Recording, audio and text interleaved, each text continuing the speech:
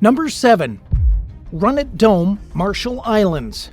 The Runit concrete dome lies in the middle of one of the Marshall Islands, and the locals are pretty worried about it. Not because this site has historic significance that needs to be shielded from rising sea levels, but because Runit Dome is one of the most dangerous locations on the planet. Between 1946 and 1958, the Marshall Islands were used by the United States as a nuclear testing ground. They dropped about 67 bombs on, in, and above the islands, vaporizing entire land masses, gouging craters into shallow lagoons, and displacing hundreds of people who were forced to leave their homes forever. Afterwards, U.S. officials cleaned up polluted soil on Enewetak Atoll, where they not only performed the majority of their tests, but also conducted a dozen biological weapons experiments.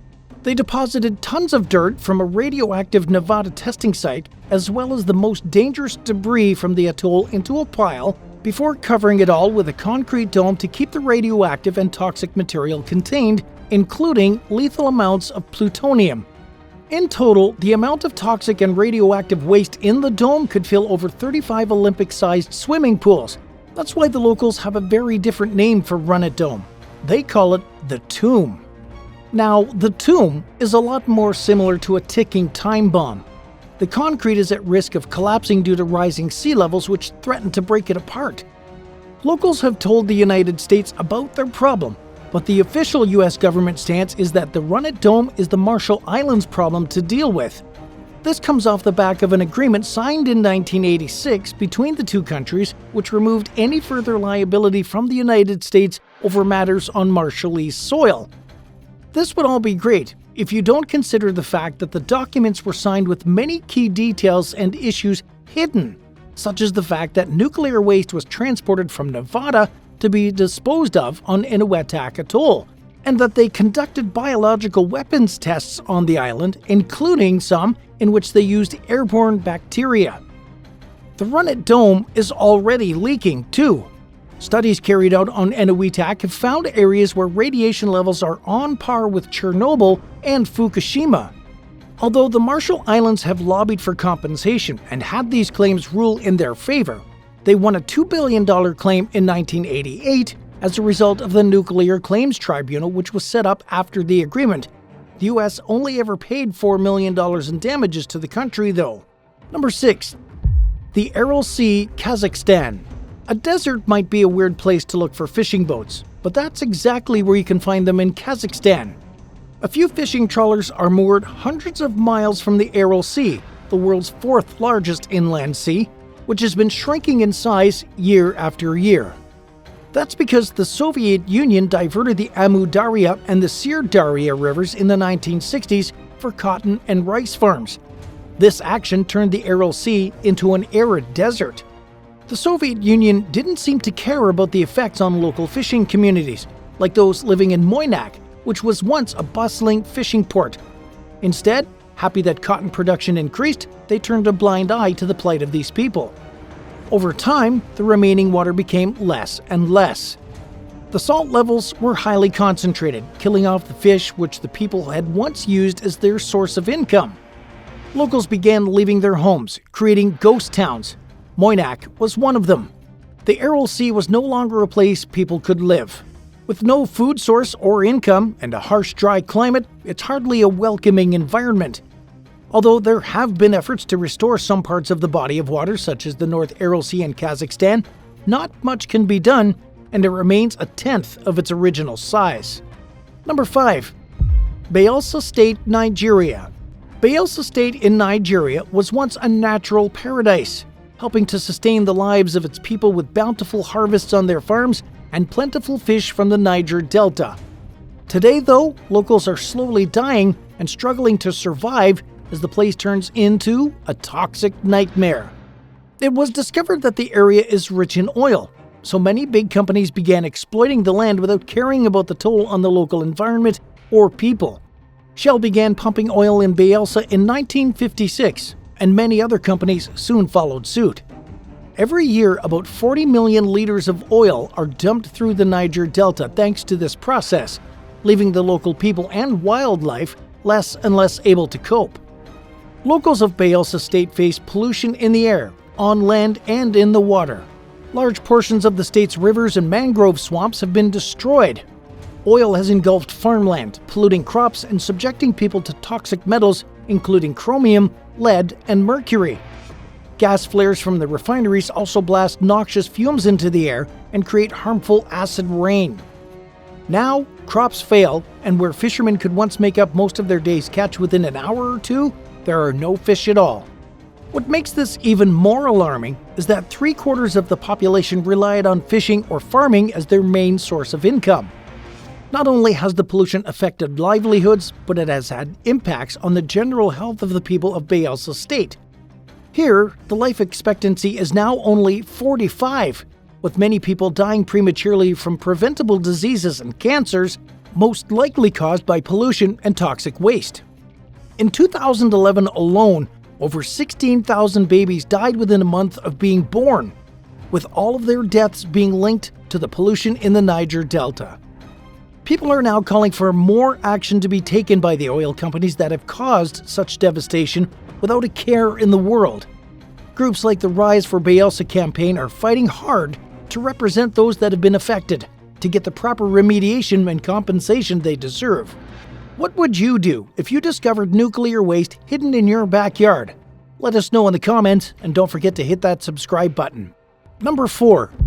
Fukushima Prefecture, Japan.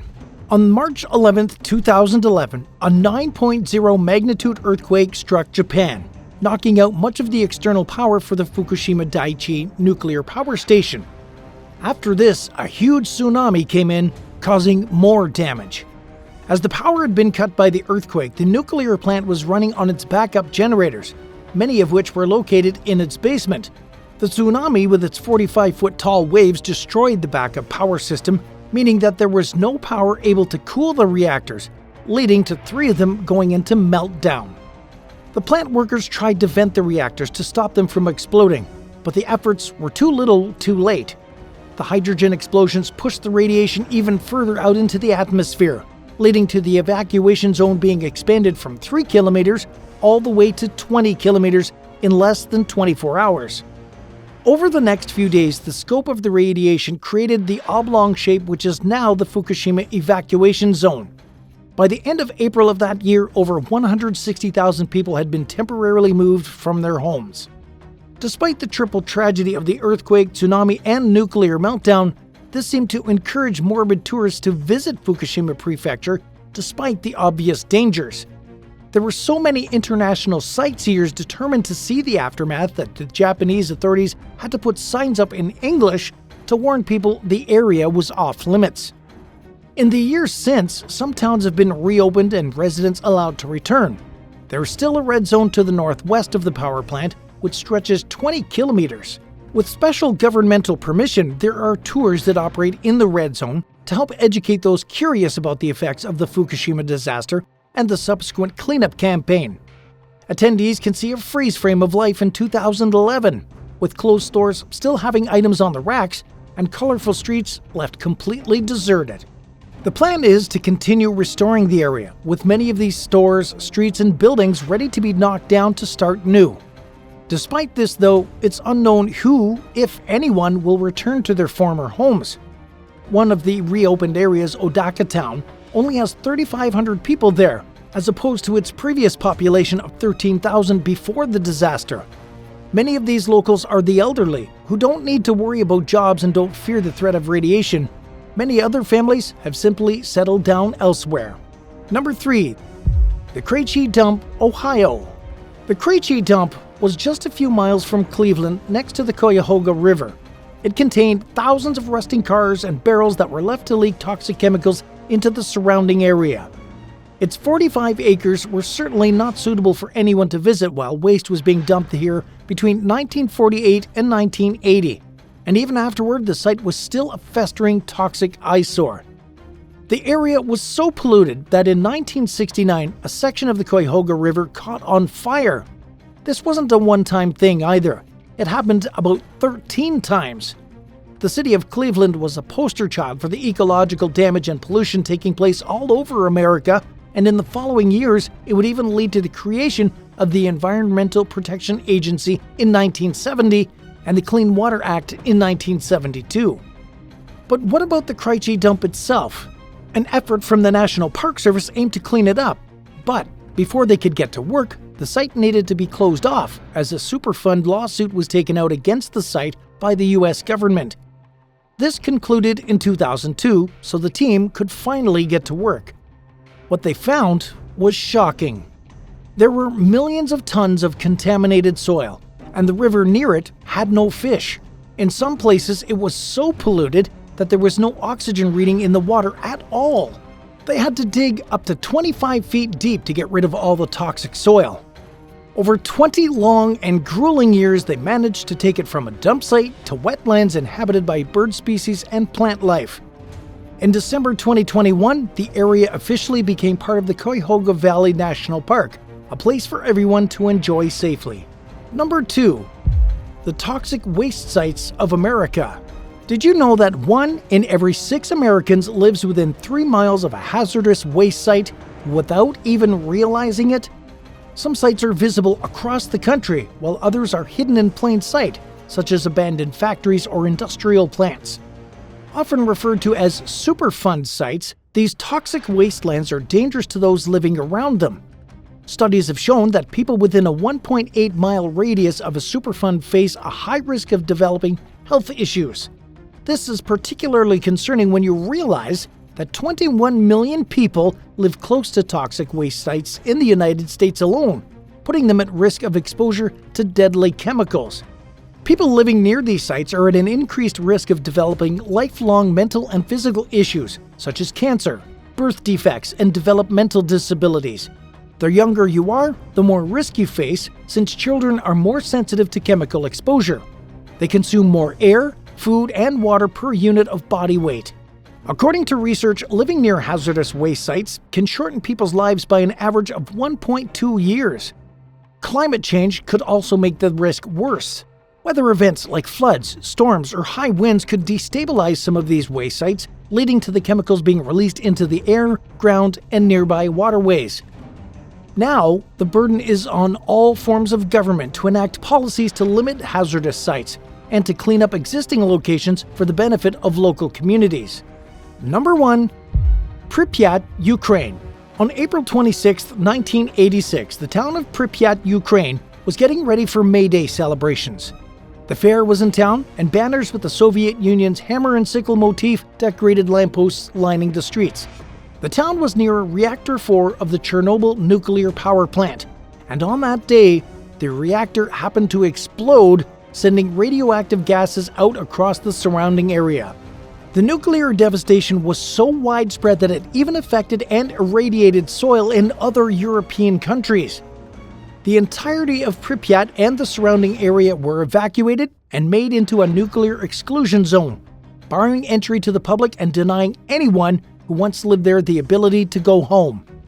Toys still litter the floor of a classroom where children once played, and personal belongings were simply left discarded on the streets.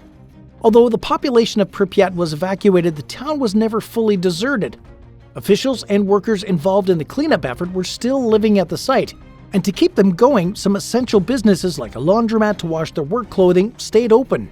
But for the general public, the area was forbidden and only frequented by brave journalists and urban explorers. But in recent years, Pripyat has seen a tourist boom. So long as you get a day pass from the government in Kyiv, you can tour Pripyat and the surrounding villages. Due to the lack of upkeep in Pripyat, though, access inside any of the buildings is off limits for fear that they could collapse. Radiation levels on the tour are kept to a minimum, and everyone on a tour is checked for radiation at the beginning and at the end of the day. A stay any longer than this, though, could still be dangerous and have long-term effects, so for many, it is a once-in-a-lifetime destination. Thanks for watching. Which one of these toxic waste sites disturbed you the most? Let us know in the comments below, and don't forget to subscribe to the channel if you haven't already. I'll see you next time.